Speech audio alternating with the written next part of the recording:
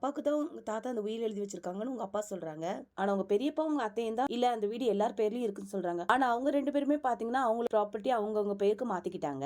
ஆனா உங்க ப்ராப்பர்ட்டி மட்டும் இன்னும் உங்க தாத்தா பேர்லயே இருக்கு. ஒருவேளை அந்த உயில் உங்க பெரியப்பா கிட்டே அத்தைகிட்டே இருக்குமோ அப்படின்னு கேட்க, இந்த உயில் மட்டும் அவங்க கையில இருந்தா அப்பவே பிரச்சனை பண்ணிருக்க மாட்டாங்க. அப்படி இருக்க சான்ஸே இல்லங்க அப்படின்னு சொல்லும்போது உடனே நிலா அப்படி சொல்ல வரலங்க. ஒருவேளை அந்த உயில் அவங்க கிட்ட இருந்து அத உங்க தாத்தா உங்க அப்பா பேருக்கு எழுதி வச்சிருந்தா அதனால கூட அதை காட்டாம அவங்க சண்டை போடலாம்ல அப்படின்னு இவங்க ஒரு கரையில பேசிக்கிட்டு இருக்க, இங்க நம்ம சேரனோட அப்பாவும் பாத்தீங்கன்னா வீட்டுக்கே வந்து சீல் வச்சுட்டு போன பூட்டை உடைக்கிறதுக்கு கிளம்பிடுவாங்க.